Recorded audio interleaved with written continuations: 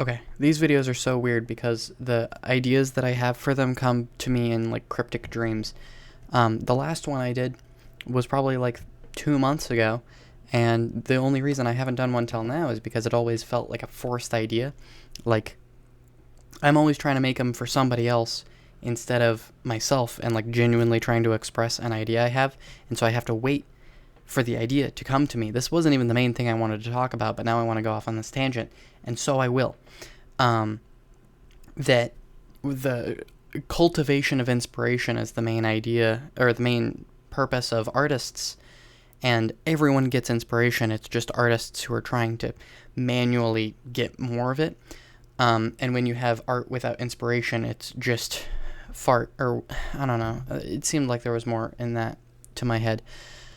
So, the thing I wanted to talk about was I was gonna come in and say like, oh, I have three things that are like fighting for my attention, and I really only have time for two of them, and so that's been a difficult thing to manage. So I have the Holy Trinity, which is work, and then I have sleep. You'd never believe it.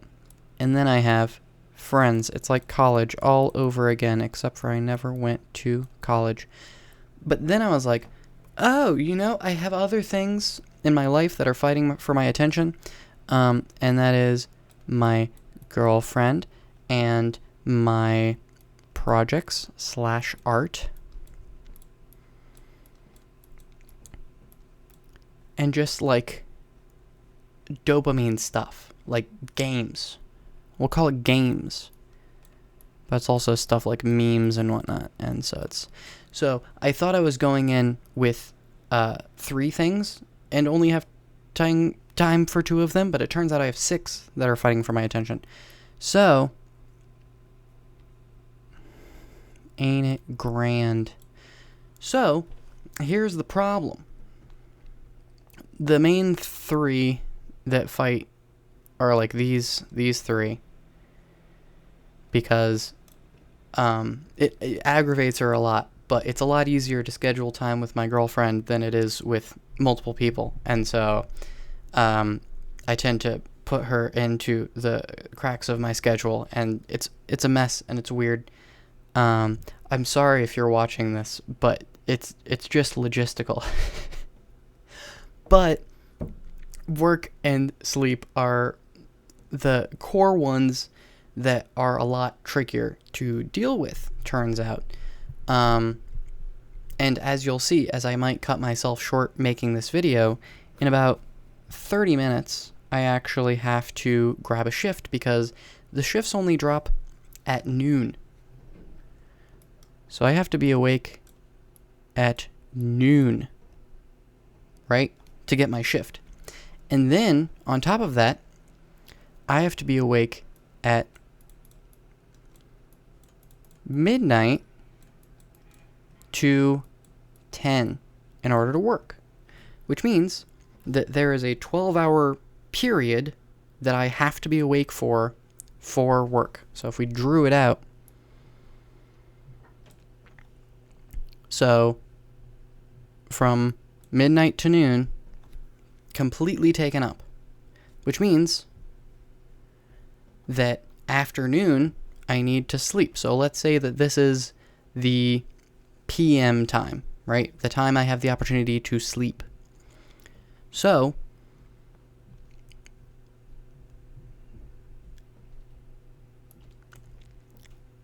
this right here, my friends usually want to hang out around 6 because, typically they have to leave around like 10 or something.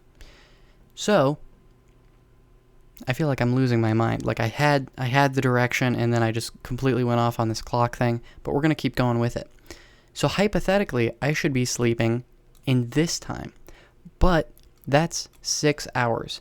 And that assumes, one, that I fall asleep as soon as I grab the shifts, which I don't. I needed like at least an hour to fall asleep on a good day. So that leaves me with like 5. And then 2, I usually try to be awake before my friends get there, I should probably just tell them to start going at like 7 or 8. But then that cuts into friend time, and it's also complicated. But here's the other problem. So, with the current system, I'm getting 4 hours of sleep. But the worst part is that I have a hard time waking up. A very hard time waking up. In fact, when I'm not having a hard time going to sleep, which is very difficult, I usually far oversleep. And I've missed many, many major things in my life since I've started oversleeping. Only one of which being work, but other like social events and other big things that I've wanted to be able to be part of. Unable. So, it created a bit of a conundrum, as you might see.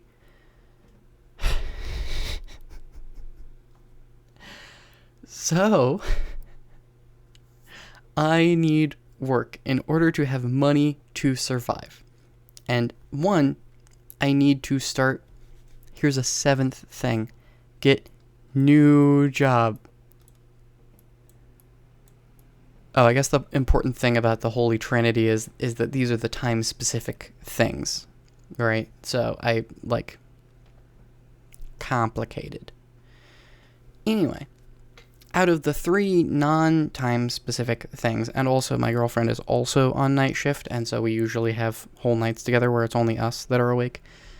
It's figured out. Anywho, can you tell my brain is fried? So 1, I can get a new job that wouldn't require this horrible system of sleep for me. 2, get a new job. Maybe go see a sleep psychologist or something. Get a new alarm clock would be a great thing. But again, that doesn't solve the problem of not getting enough sleep. Also, can you tell that I always record these videos after a shower? Because shower thoughts. Because I'm not being constantly attacked by dopamine, which is the next topic of the video. Jesus Christ. So, dopamine. You like dopamine? Because I certainly do. And the reason why I like dopamine so much is because a great thing called ADHD. And apparently, from my understanding, ADHD is a dopamine imbalance. At least part of it. There's a lot of contributing factors. But the main thing is that it's real easy to get pumped up on dopamine. So shit like this takes out of the rest of the things. And it's happened. And it's not great. But that also like junk food, like all of the dopaminergic, that's the term for these things. The dopaminergic activities are killing me. They're crazy. They're horrible. Anyway, I love gaming. I love memes. What a surprise. Anywho, but the other problem with dopamine is. What was the other problem with dopamine? It wasn't dopamine. It was motivation. So the other problem, and I wanted to talk about projects, and that includes things like self-improvement and chores, doing my dishes, and new job I would put under that category, but also like art things. Like I have a bunch of art things that I'm really passionate about sometimes. But the problem with motivation, the same way as is the problem with all things, and the reason why I even had the idea for this video was watching a Dr. K video. What a surprise. What a fucking Dr. K thing is the idea that getting motivation and the things that cause it, like excitement on the positive side and desperation. He was talking about addictions specifically, if I can remember how to spell. And listen, People have told me that it would be so much easier to read and faster if I typed out my shit. Fuck that. I think it's funnier to write out everything manually. Also, it gives my brain time to think about what the heck I'm trying to say. And also, I feel like Khan Academy. Also, I don't know if I actually showed the clock for any of that, but I'm going to assume I did. So, speaking of ADHD, let me double check that I actually set my alarm to remind me, because I have also been missing shifts because I was awake at noon, but I turned my alarms off so I could get some sleep, because I've been missing sleep. And then when I was awake for shifts, I didn't have my alarm to remind me, and so I would just be looking at memes, and then, oh my gosh, it's 12:01. Yeah, it is what it is. This video is psychotic. Anyway, I'm having a lot of fun. I'm not gonna lie, I'm having a lot of fun. So, Dr. K was talking about how motivation is a poor long-term strategy for a main reason, is that these things, no matter how motivating they might feel in the moment, they are emotions. And the thing about thoughts and emotions are that they equal out over time. So no matter how hard the hit to the river is, it's always going to kind of recenter back out. That's a really good... You see how good that is? I'm proud of myself. Is that if you try to quit an addiction or start a big grand project, that both of those things will, like, you'll quit the addiction for a few days, you'll stop drinking for a few days, and then after a few days have worn off, okay, how about, let me draw another graph, because I love graphs. I love graphs so much, and it makes the screen better to look at. Okay, so let's say that the pleasure of doing a thing stays about the same. And then, let's say that we realize that the addiction is causing negative things. Being awake and gaming instead of sleep. We realize that's a bad thing. We have a desperation to solve the problem. And the desperation goes like this. And then, because of the nature of how emotions work, and because it is an emotion, it slowly goes down over time, and then the baseline enjoyment and desire to do the thing re-overtakes, and then you start drinking or gaming or whatever else again, right? And that's horrible. Isn't that the worst? And the problem is for most people, for plenty of people, like, this is the baseline in which desperation and other motivating factors go. For me, it's like up here. It's like it's so easy to get sidetracked by short-term gratification. And that sucks. You know how much that sucks? A lot. A lot. So, I don't know where I was going with that. The whole point was that it sucks a lot. But essentially, I think that was the primary thing that I wanted to talk about. I felt like, in the nature of how these videos usually go, is that I would spend an hour trying to wiggle my way around to getting to this point, so I gave myself plenty of time. But honestly, I think I pretty much nailed it. I'm sure there's other tangents I could go off on. Like that I'm... Oh, I was going to mention about... I guess I have time to fit this in this video because I had the extra time at the end of the thing. Okay, so other motivating factors. The problem with...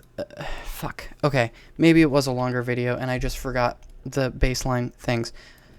Oh my god, it's gonna take longer. Okay. So, I've been working with a life coach recently, and they've helped me see a lot of things about myself, which have been really helpful for me figuring out what the heck is going on in my brain. Great. Problem being is that part of that process, the same process with any process, is if you have an old system that's helping you and is motivating you long term, in order to get the better solution, it's not just straight improvement. You first have to drop your current system in order to get the new system. So let me explain what that means. Basically, destroying the foundation of your motivational skills, it kind of fucks them up a little bit. And people talk about this a lot with like religious trauma and whatnot, where it's like, okay, so if you're motivated by the fear of God and then you decide that you don't care about God anymore, and then you have to decide what motivates you, that can be a whole thing, and then you get like nihilism and absurdism and all of the rest of philosophy is like a whole thing. I kind of decided on pragmatism because have you met me? But also like wisdom of the Bible is also cool. Listen, I'm still figuring all that out, but that's not the point of what I'm trying to say right now. Point being is that I recently figured out the core motivating factors of my behavior are based on my emotional needs that I've been trying to figure out how the fuck to do. So, let me see if I can remember. The main one and the core one I wanted to talk about was to be understood. So, I don't know if you've met me, but like when I have a thing that I want to say or be realized by other people, I'll do like 15 iterations of trying to explain the idea just so I can guarantee that you know what I'm talking about. And I'm still trying to figure out exactly why I do that, but it's definitely a thing. It's definitely there, and I realize that it's not really that useful as a strategy, and it's also destroyed a lot of relationships and at least weakened a lot. And so it's bad strategy. I might as well throw the other ones on here. Understood.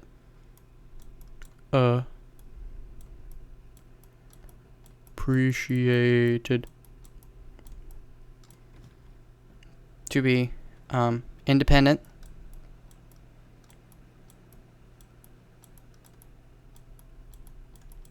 And competent. Which is like the whole premise. I'm getting triggered. I don't feel very smart right now. Okay. I'm gonna calm the fuck down. I look so red. I feel like I look like an absolute lunatic right now, but I'm going to ignore the judgment that I'm having of myself right now to get back to my point. So, I had many projects, but the main one that a lot of people know about is Epic. And Epic was a big deal because I wouldn't shut the fuck up about it. And for the longest time, I didn't really understand why I couldn't shut the fuck up about it. And now I'm realizing that it was a mix of me finding the deeper implications of the story really impactful to me, and then the need for other people to understand why I felt that way about it. And the only way for me to that I felt like I was able to do that was, since I couldn't articulate it with words, that I could articulate it through film, right? And so I had to make my friends act out the play in my mind so that other people could experience my genius or whatever the hell was going on, and then appreciate it and make me feel like I'm smart. It's all in there. So, the fuck was I talking about? So, the problem is that I keep coming back to this series, and every year around its anniversary, it gets back on my mind. And this year, I've gone through multiple iterations of thinking about doing some kind of anniversary, like, this is the interesting history of why it happened and why I thought it was interesting, and all of the strange events around the thing, because I have an eidetic memory around this thing alone. And that's really annoying, but we're going to ignore that for now because value is oriented towards, or memory is oriented towards what you perceive to be valuable. Anyway, point being that I've gone through like 3 or 4 iterations of trying to make this video that I'm fairly certain I'm not going to make, but basically that I realized that it was a new manifestation of the problem, which was, oh, I'm making this video because I think that I'm actually smart enough and articulate enough to get people to understand the thing now. And now I can just explain the thing to them and they'll feel the emotions I feel about the thing, which is just what I was doing in the first place. It was just without other people. I was just begging to articulate the thing again so I could create value again. But that's this again. And the problem with that is that if you need to explain why the thing is good, you're just insecure about the fact that the thing is not good. And so part of what I'm trying to figure out how to do is figure out how to to make something I'm proud of out of the idea for myself, that I'm happy with, that I'm proud of. And then I won't feel so defensive and protective of this thing that's like this half-baked idea, eighth-baked idea, that I don't have the insecurity to need to explain the idea to people, because that's absurd. I don't think that Quentin Tarantino or whoever directed The Godfather went around being like, no, you have to understand, it was really about this, and this was what this character was thinking in this part of the movie. I haven't seen Godfather, but I probably should. But listen, you gotta understand that this moment is really impactful because of this moment that was set up prior. Like, that's silly. Awesomeness should be self-evident. And so I've been working on doing something which is really weird for me, which is I'm writing a version of Epic merely for me. And the weird thing is that when I turned off the part of my brain that was trying to make it articulate for other people, it got really weird and dark and fucked up. But also, it's way better. Like, it's so cool now. And I don't give a shit if other people understand or care or are grossed out by whatever the heck I'm writing. I think it's dope as hell. And I think that that's, like, the best possible conclusion of this thing. And so the point is, let me get back to the point, and then I really gotta get going. If you can see in the time, it's almost noon, and that means I gotta go grab shifts, and that means I can't be recording this video unless you just want to watch me grab a shift, which you probably don't. I should stop rambling about this if I'm trying to wrap this up. So basically, I had a really strong motivator, which was an external motivator outside of the emotion, right? I wasn't just excited about the project. I was desperate about the project, in kind of a traumatic repeating way that continued my motivation to do the thing. And so, I was motivated by desperation.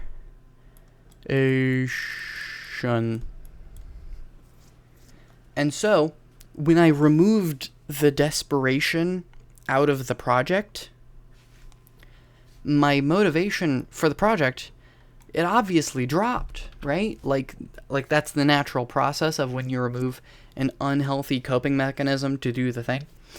But you still have to do the thing. And so it went from being a thing that I was super passionate about to something that I was like, whatever.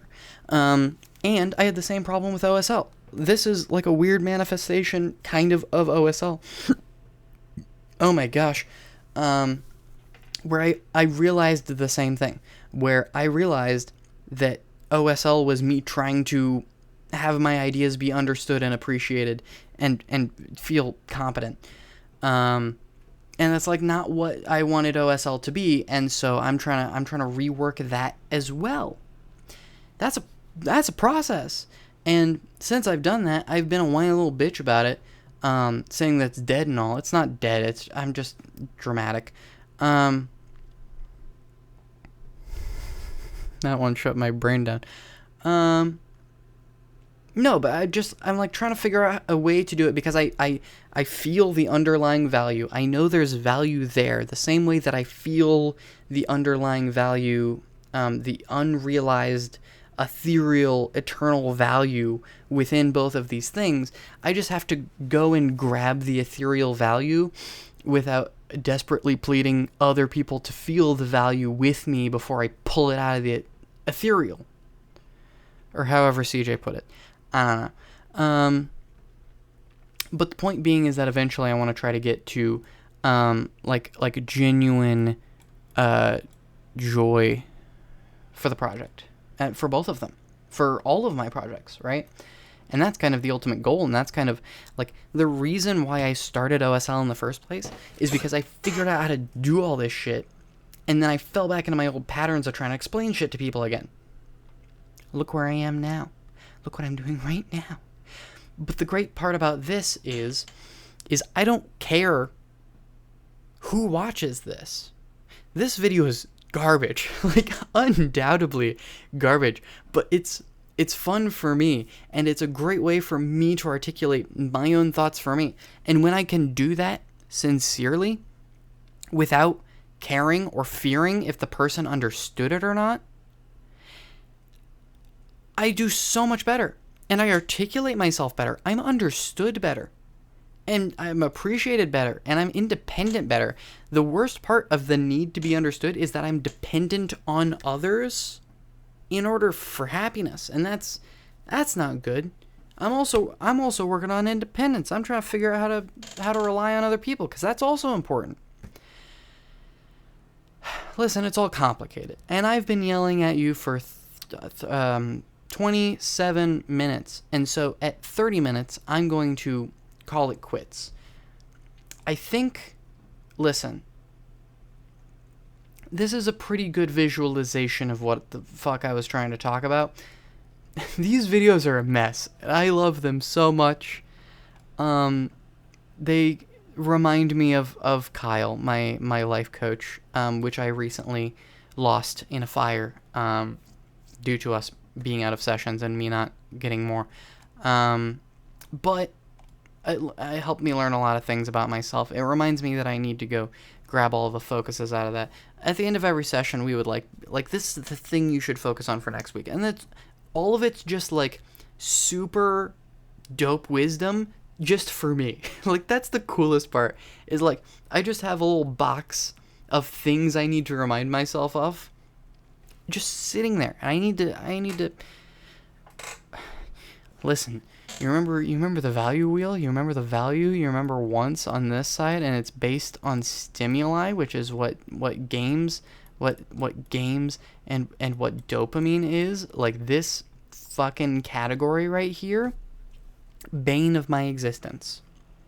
But part of the reason why it's the bane of my existence is because wants are based on stimuli, right? What you see and hear, and taste and smell, etc. Okay. And so if I can remember, if you listen, the kids who did good in the marshmallow experiment were the ones that were smart enough not to look at the marshmallow.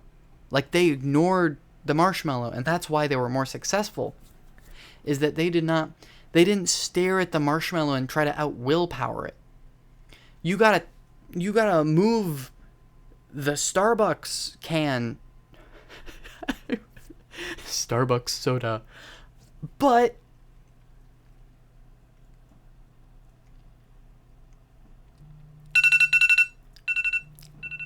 that's my sign to go. So I hope you enjoyed.